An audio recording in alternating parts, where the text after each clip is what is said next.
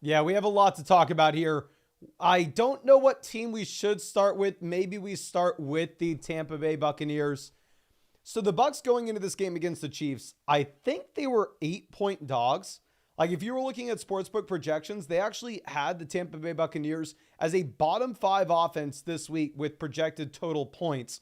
And Baker Mayfield continues to do Baker Mayfield things where he will elevate these options that are really subpar players. I mean, outside of the running back position, with the Godwin injury, with the Evans injury, Baker Mayfield still continues to somehow drag these guys to relevance. I mean, somehow Baker keeps the Tampa Bay Buccaneers in a game with the undefeated Chiefs and takes them to overtime. Incredible performance from Baker. Obviously, from a fantasy football perspective, Baker Mayfield was the QB2 in fantasy points before you had the Godwin and Evans injury. The man was straight up elite. We have Baker down here at QB12 with no Godwin rest of season, with no Evans as well. If you really wanted to make an argument to put him up at 9, put him up at 8, then put him up at 7, I'm not going to fault you for it, especially now that you're another week closer to Mike Evans coming back in. Of course, if you look at Baker, maybe a potential drawback that you have is the fact that he's not really going to be running the ball much. You do have 20 rushing yards, but obviously if you compare him to somebody, say like Kyler gives you a little more rushing upside. But here's what I want to ask from y'all, because obviously fantasy football is just a little bit skewed because it's just numbers on a screen where Baker can go out there and he can have one hell of a game like this, and he still doesn't have a good performance for fantasy purposes. How many players in the NFL right now at the quarterback position are better than Baker Mayfield? Like, let's run through this exercise. I actually sent this in the Flock League chat. I know this isn't exactly fantasy football, and typically we just try to stick with fantasy football on this channel. But if you were starting an NFL team and you were to go through and if you were to build out your team as if it was Madden, realistically speaking, how many quarterbacks are you wanting ahead of Baker? Let's just go by division here. For me, I would take Josh Allen over Baker Mayfield, but give me Baker over May. Give me Baker over Tua. Give me Baker over Rodgers. I'm not considering long-term. We're just considering this season.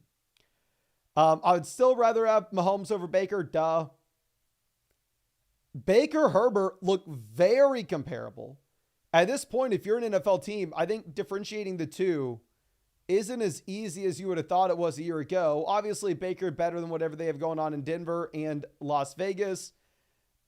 Baker better than the Steelers options, better than the Browns options. So really so far, you have Allen, Mahomes, Lamar, Burrow as guys I know I want over Baker.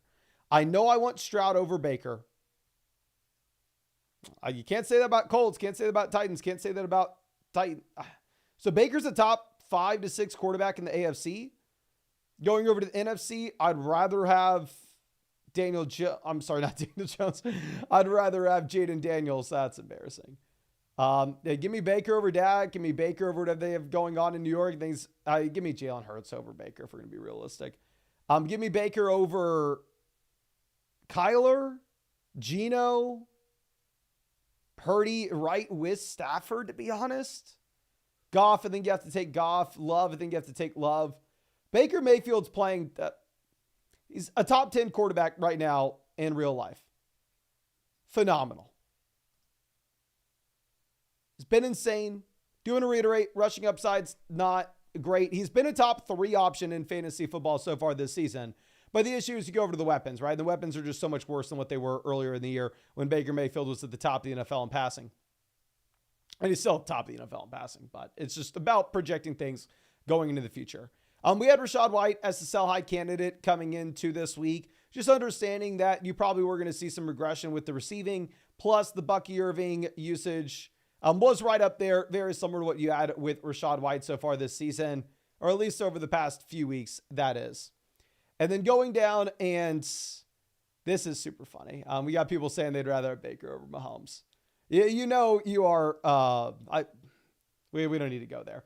But anyway, going through and looking at what you have with the Tampa backs in our rest of season running back rankings. We had Bucky Irving at RB33.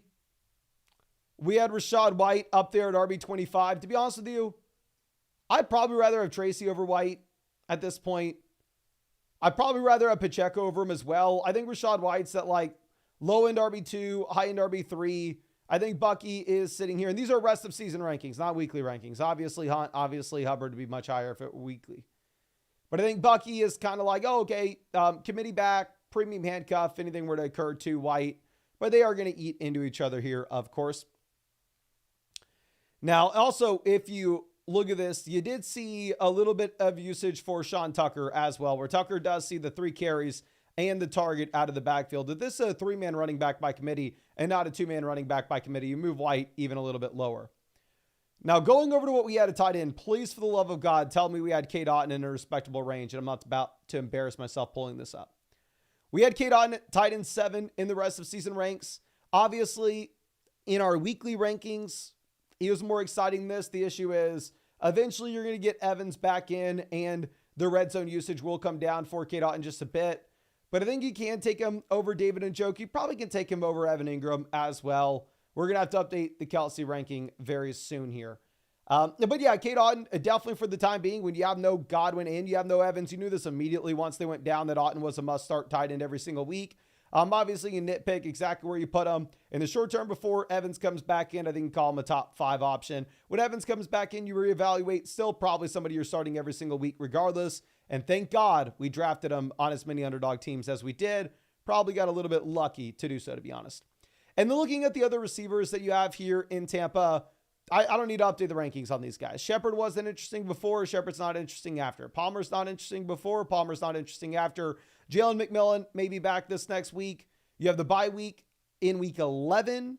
Potentially Mike Evans back in week 12. So none of the Bucs receivers are interesting for fantasy football purposes. But let me move this over. Let me see, are they even rostered in the Flock League real quick? We can sort this by my rankings. That way I can just get a sense of what we have currently with the best options on the waiver wire. So this is my team in the Flock League here. Quarterback, we have Purdy, Cousins. A running back, we have Connor, Swift, Ramondre, Najee, Grindo. We're going to be looking to make a pivot with the options on the waiver wire from Grindo. The issue is, like, there's just nobody sitting out there on the waiver wire in my league. Like, my league is bone dry when it comes to waivers. But obviously, if y'all ever wanted to do this for your own league, you can do this for completely free over there on flockfantasy.com. All you have to do is play on Sleeper, ESPN, or Yahoo. Go to the league, hit add new. You can go Sleeper, ESPN, Yahoo. Just link whatever your fantasy football team is. It's for completely free over there on flockfantasy.com. We actually linked somebody else's team earlier to show them exactly how to do that. We're going to delete that so I can just have my own team saved here. But yeah, you actually get to see the entire power standings for your league from a rest of season perspective. Sadly, your boys only at 4, and the 3 teams ahead of us are well ahead of us. But regardless, completely free. I'll leave a link in the comment section. I'll leave a link in the description if y'all want to do this. Also could help a ton if you're looking at the waiver wire. But I think that should be it for the Tampa options. Let's go over to what we have with the Chiefs here. So with the Chiefs, we've stood by Mahomes, ranking him as a low-end QB1. Obviously, Mahomes had been very disappointing so far this season. I believe this was the first game that you've had from Mahomes this year where he's actually seen 20 or more fantasy points. We have Mahomes in here at QB 11, going through and looking at this, the expectations going into the future. Of course, we can always put out rankings and just tell you, here's how many points these guys have scored so far, but that doesn't really help much at all. We're trying to project things into the future. And going into the future, DeAndre Hopkins opens up this offense a lot, which I do think makes Mahomes a lot more interesting. Going over and looking at what you have with Mahomes, he's been kind of consistent over the past few weeks. I mean, you are seeing the 24 fantasy points. You're seeing the 19 fantasy points. You have a couple tough matchups going to the future, but realistically speaking, now that you are getting additional weapons thrown in here in KC, I am still confident in Mahomes, especially in close games. You can't see the rushing gear up, but I do want to reiterate, like, all these quarterbacks really ranks, I want to say 7 onwards. 7 through about 14 are quarterbacks that need to be rostered in your league. And I would put Kyler maybe ahead of this. I would go like 8 through 14. These are all quarterbacks that need to be rostered in your league, that you're really just playing from a matchup to matchup perspective. Now, going over to what we have with the running backs here. Dear God, Kareem Hunt continues to cook. This is a team that is running the ball over and over and over again. You get 35 total rushing attempts. Kareem Hunt gives you 27 of those. Goes for over 100 rushing yards. You get the rushing touchdown. Now, realistically speaking, going into the future, we maybe have 2 to 3 more weeks with no Isaiah Pacheco. Now, obviously, there's the possibility that Pacheco never comes back, but there's also the realistic possibility that he does. Going over, and while Hunt is seeing 27, 22, 21, 27 carries, he has been very inefficient. This isn't a running back that has much juice left, right? I mean, you can see this with him, I guess, averaging about 4 yards per carry this past week, but outside of that, 2.81, 3.55, 3.78. He is averaging about probably 3.5 yards per carry so far this season. Frankly, it hasn't mattered because over the past 4 games played, the man's sitting with a total of 5 touchdowns, but also you don't have the consistent receiving usage. So for me, I think every game that you have no Pacheco in, Kareem Hunt is going to be one of these grinder running backs that gets a lot of volume, that doesn't have the receiving usage, but's in a great offense, so he's effective regardless. And with that mode, I just want to be a little bit realistic of where we go ahead and rank him. And as I pull up my ranking, looks like less than 10% of y'all have hit that like button. For the love of God, if you have not dropped a like on this live stream yet, fix your life, ladies and gentlemen. And yeah, I'm the same thing here with 20. 20 says I'm shocked Hunt's not being used more as a pass catcher. I'd agree with you, to be honest, because I mean, you go back to obviously his time in Cleveland. He was used as a receiver, but here it's just simply not happening in KC. So with our rest of season ranks with Hunt, we have him at 32. Again, I do want to reiterate, you maybe have 2 to 3 weeks of Hunt production left before Pacheco comes back in. And those 2 to 3 weeks, he's going to be a locked and loaded RB2 that you absolutely have to start. But then for the fantasy football playoffs, he may not be anything at all. So obviously when we rank running backs with that profile out, it is very difficult to do so. Just because, like, if you're a playoff team, probably don't have much interest in Hunt. But if you're a team that needs to get to the playoffs, I would go out there and put out some feelers. Now, going over to the receiving options, we'll start it off with Travis Kelce. Obviously, since Rashee Rice has gone down, Kelce's been that elite level tight end option. He's been a must-start guy every single week. You're sitting at tight end 4 so far this season. Not so far this season. Sitting at tight end 4 coming into this in our rest of season rankings. This season, Kelce sitting at tight end 8 in total fantasy points. That's despite not missing any games due to injury. Now, if you look at this, was this based off efficiency or was this based off of volume? It was based off of all volume, right? But at the same time, since you've had the Rashee Rice injury, all the volume's been there for Kelce. Over the past 5 weeks, 9, 10, 5, 12, 16 targets. So the man's sitting here averaging 10, 11 targets a game with no Rashee Rice. I know a lot of people like crapping on Mahomes in the live chat for whatever reason. But if we're going to be honest with each other, Mahomes one of the best, if not the best quarterbacks in the NFL. I'm not saying that for fantasy. You saw we don't have him ranked as an elite quarterback in fantasy. But nonetheless, back-to-back games here, 20 points for Kelce. Looking at where we rank him going into the future, I mean, all these other tight ends are great, right? In my mind, this is the Mount Rushmore. I don't know how many faces are Mount Rushmore. I think 4 off the top of my head. I could be embarrassing myself. Maybe it's 3, maybe it's 5. I don't know. But you have Kittle. Kittle's still tight end 1. You have no IU. Kittle's already been tight end 1 by far and away this season. Like, let's go ahead and let's just pull this up and let's compare these guys realistically. Can we zoom in a bit on this for y'all? God, y'all have no idea how good I'm getting at the computer. I know how to go through and I know how to zoom. I know how to type. I know how many people are on Mount Rushmore. I'm freaking killing it over here. But anyway, looking at Bowers, can I move Kelce out of Bowers? Bowers over the past 5 weeks is also sitting there at almost 10 targets a game. Bowers is tight end 1 so far this season in total points scored.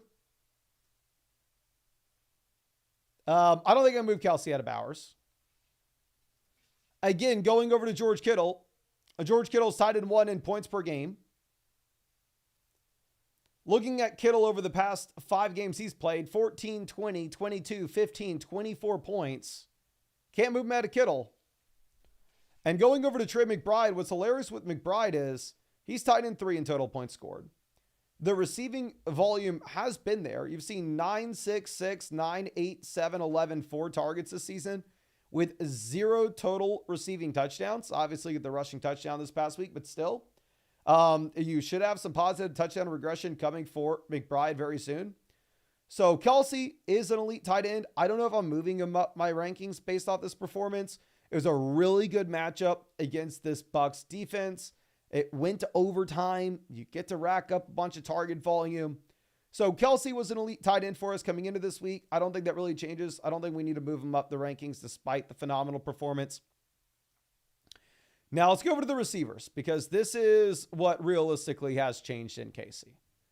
Because Mahomes, about the same guy he was before in fantasy. Kelce, about the same guy he was before in fantasy. Same thing with Hunt. We had DeAndre Hopkins as that buy low candidate this week. If you didn't get him before this game, good freaking luck now. It's not happening. DeAndre Hopkins with the 9 targets, the 8 receptions, the 86 receiving yards, and multiple receiving touchdowns. If you're looking at DeAndre Hopkins, this is a wide receiver that you absolutely need to go through and you need to elevate to be that must-start option every single week. So for me, that tier of must-start options every single week is about wide receiver 23 upwards.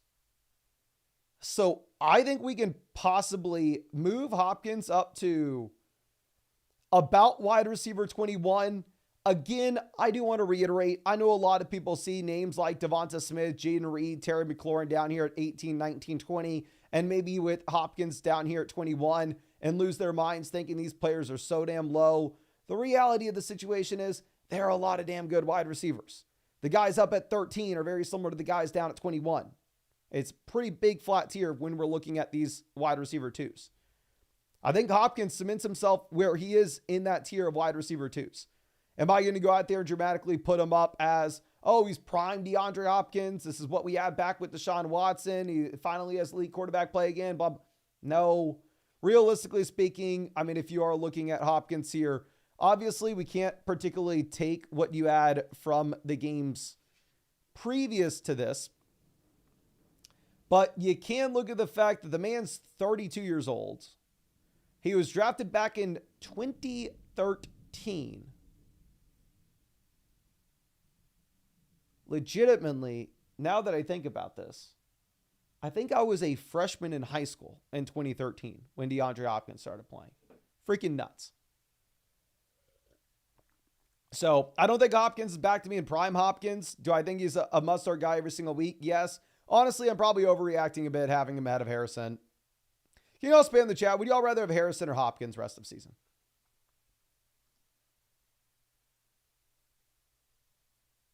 John, yes, everybody in the chat knows you're as old as dirt. And oh my gosh, I did not see that. John changed the profile pic to creatine. Love to see it. We got absolutely everybody in the chat saying Hopkins over Harrison. So maybe we'll stick with our gut. Maybe we'll go Hopkins over Harrison. We're going to have to look into it.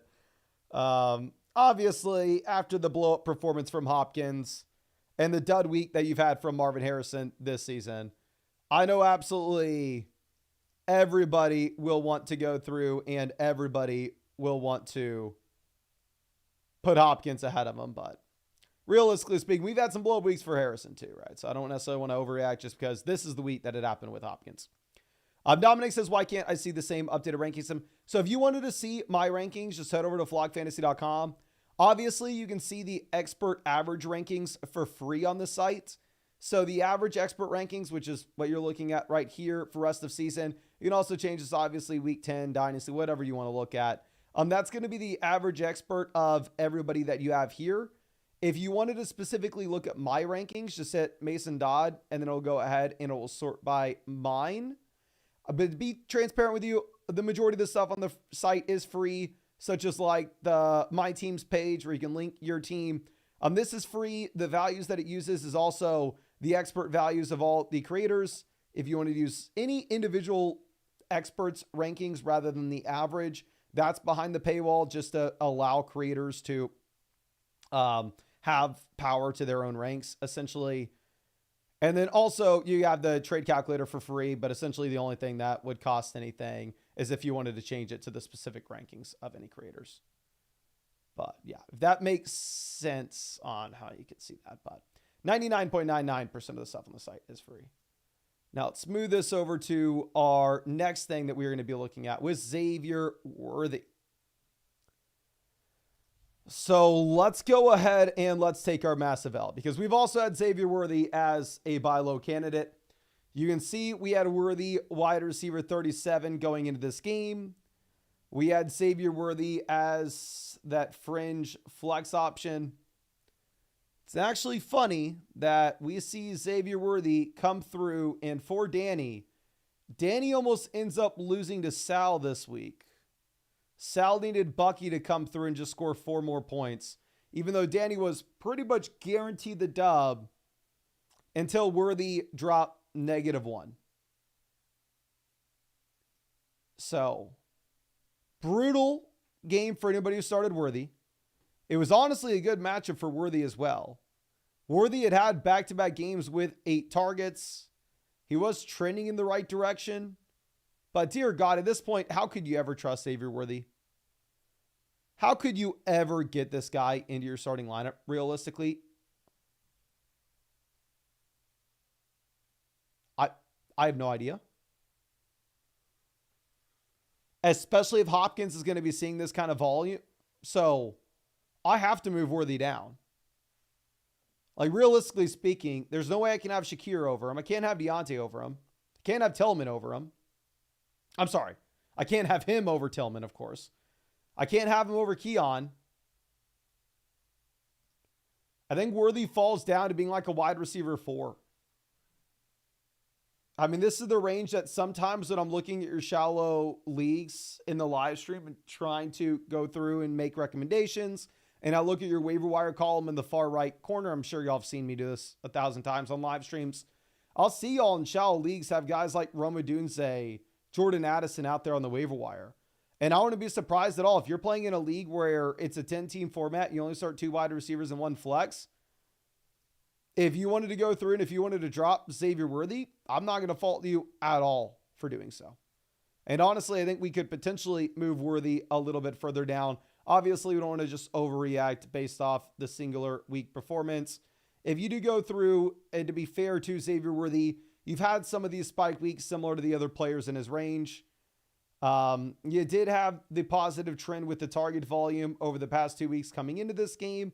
Obviously, it's a massive step backwards, and we do need to move him down the rankings dramatically. Playing in a 12-team format, especially like the Flock League, where it has multiple flex spots, you're definitely holding on to XAVIER Worthy there. It's specifically if you are playing in a league in which it's like a 10-team league where you start 2 wide receivers and 1 flex. I'm not going to fault you at all for pivoting off and dropping Worthy. But let me submit these ranks. There are no other interesting wide receivers to talk about in KC. Let me see what the actual updated power standings in my league looks like after my updated rankings. I keep my rankings updated every single day, so typically I like sorting it by mine. We are still 4th. Nathan's 5th. Nathan just got back Puka and has Kyron rolling. Okay, interesting. Our matchup this week, we are going to be going up against Danny. And Danny potentially has Nico Collins coming back. So here's the hope, ladies and gentlemen. The hope is Nico does not come back this week.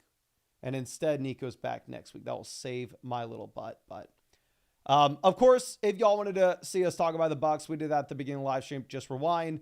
Of course, if you wanted to link your fantasy football team with the site, it's for completely free, like we discussed previously. Just go hit the add new on the select league. If you play on Sleeper, ESPN, or Yahoo, you should be able to add your league here. And then check out everything, the waiver wire tool, trade finder tool, trade calculator, etc., etc. I'm not going to run through it all. You've seen it 1,000 times. And then again, if you're a paid member of the site, you can sort by my individual rankings by hitting sort by Mason Dodd. But again, if you're a free member of the site, you still get the expert average regardless. But I'll leave that link to the site in the description and the live chat, just in case any of y'all want to check it out in the comment section. But really appreciate you. And yeah, really hope that you started K. Dotton and you don't have Worthy on your roster.